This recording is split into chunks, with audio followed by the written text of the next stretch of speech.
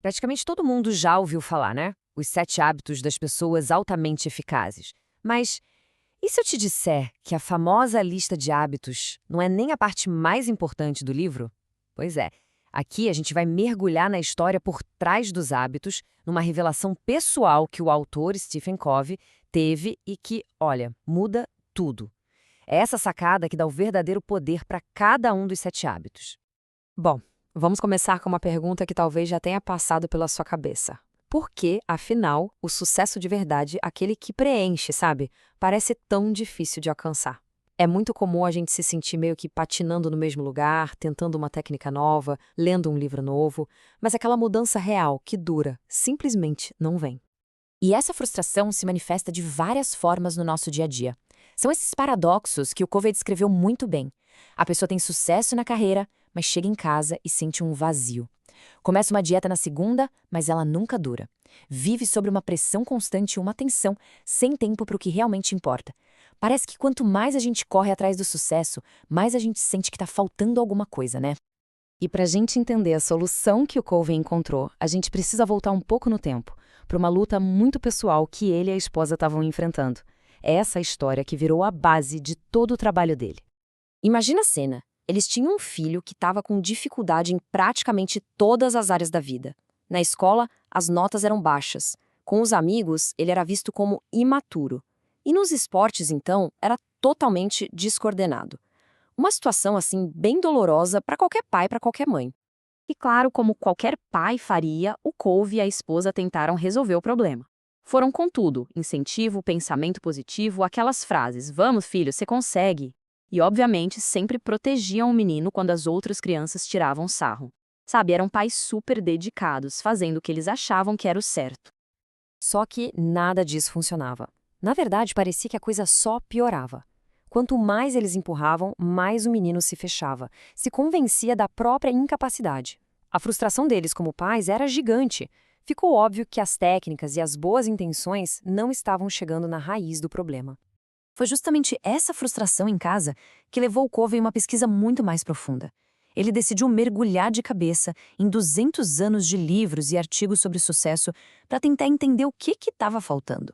E o que ele descobriu foi uma virada de chave gigantesca na nossa própria definição de sucesso.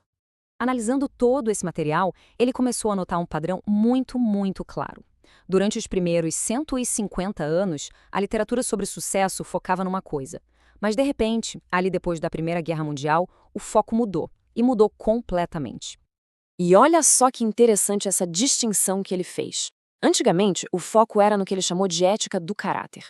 O sucesso era consequência de quem a pessoa era por dentro. Integridade, humildade, paciência, coragem. Já mais recentemente, o foco virou para a ética da personalidade. Aí a conversa é outra, imagem pública, técnicas de influência, como se comunicar bem. Basicamente, o sucesso passou a ser sobre aparentar ser e não sobre realmente ser. Então, o pulo do gato é esse. A ética da personalidade é toda sobre soluções rápidas, sobre bandidos sociais para consertar as coisas por fora. E foi aí que a ficha caiu para o Covey. Ele percebeu que era exatamente essa a abordagem que ele e a esposa estavam usando com o filho. Eles estavam aplicando técnicas superficiais de personalidade num problema que era muito mais profundo. Essa percepção foi o que ele descreveu como um momento ahá, sabe? Aquele instante de clareza total, que a gente entende tudo e que mudou para sempre a história daquela família.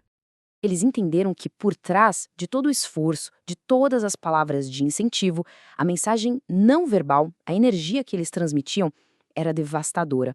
A mensagem real era: você é um incapaz. A gente precisa te proteger. Pensa só no peso disso. Sem querer, eles estavam reforçando para o menino a crença de que ele realmente não era bom o suficiente. E essa sacada é a pura essência da filosofia de dentro para fora. O problema não era o filho, o problema era o paradigma dos pais, o jeito como eles enxergavam a situação. Eram as percepções e as motivações deles que precisavam mudar primeiro. Eles precisavam parar de basear o próprio valor como pais no desempenho aceitável do filho. Com essa nova consciência, a abordagem mudou da água para o vinho. Eles pararam com aquela ânsia de consertar o menino.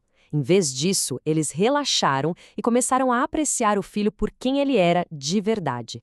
O amor virou incondicional.